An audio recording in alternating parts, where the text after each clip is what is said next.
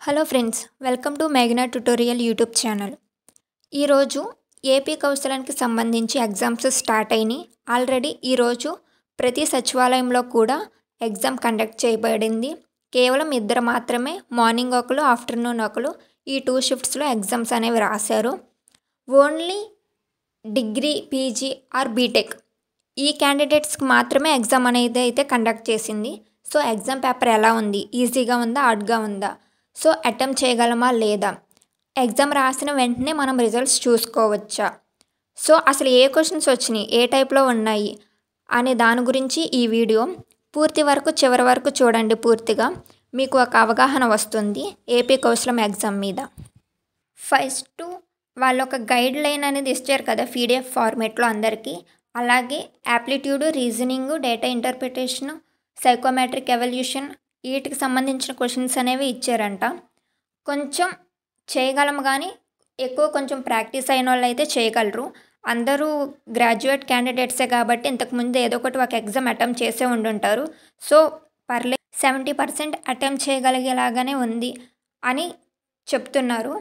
So ఇంకా ఏంటంటే మనం చదివిన డొమైన్కి సంబంధించిన క్వశ్చన్స్ అనేవి ఎక్కువగా అడుగుతున్నారంట.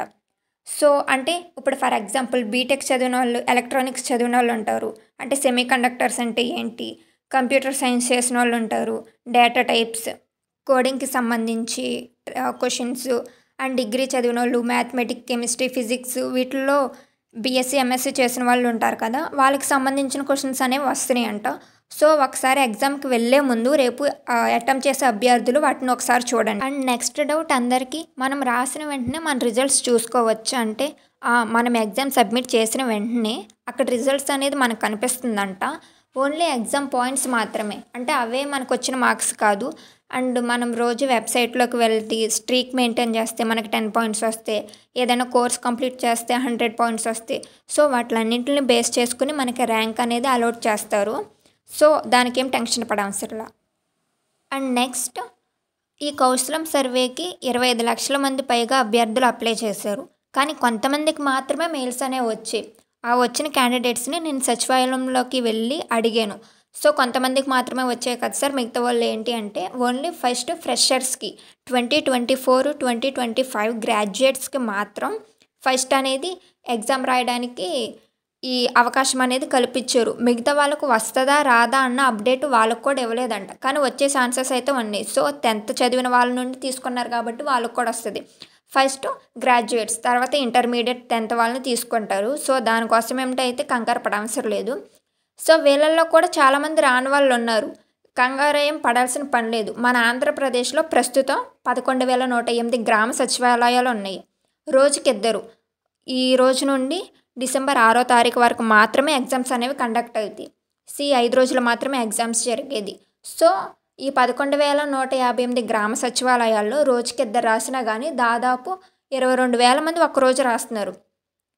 అంటే ఈ 5 రోజులు దాదాపు 1,11,500 చిల్లర, సుమారుగా ఇంతమంది ఎగ్జామ్ రాస్తున్నారు. సో ఈ 5 రోజుల్లోనే ఇంతమందికి స్క్రీన్ అయిపోతారనమాట. సో దీంట్లో జాబ్ వచ్చిన వాళ్ళు ఓకే, జాబ్ రాని వాళ్ళకి ఆ ప్లాట్ఫామ్లోనే కోర్స్ అనేది ఫ్రీగా తీసుకుని దాంట్లో ప్రాక్టీస్ అయ్యి మళ్ళీ మనం టెస్ట్ రాయొచ్చు జాబ్ వచ్చేదాకా, నో ప్రాబ్లం. చివరిగా చెప్పేసేది ఏంటంటే యాప్లిట్యూడ్, రీజనింగ్తో పాటు మనం ఏ డొమైన్ అయితే చదివామో ఆ డొమైన్లో ఉన్న క్వశ్చన్స్ కూడా, అంటే బేసిక్ క్వశ్చన్స్ అనేవి చూసుకొని వెళ్ళండి. టెన్షన్ ఏం పడకుండా ఎగ్జామ్ రాయండి. ఎవరైనా ఎగ్జామ్ రాసిన వాళ్ళు ఉంటే వాళ్ళు ఎలా రాశారో వాళ్ళ ఎక్స్పీరియన్స్ అనేది కామెంట్ చేయండి. రాసే వాళ్ళకి యూజ్ అయ్యిద్ది, వాళ్ళకి మీరు హెల్ప్ చేసినట్టు అవుతారు. సో సైకోమెట్రిక్కి అంటే బేసిక్గా ఎలాంటి టైప్ క్వశ్చన్స్ వస్తాయి, పక్కా అవే కాదు ఎలాంటి వస్తావని వీడియో చేసి ఛానల్లో పెట్టాను, ఇంట్రెస్ట్ ఉన్న వాళ్ళు చూడండి.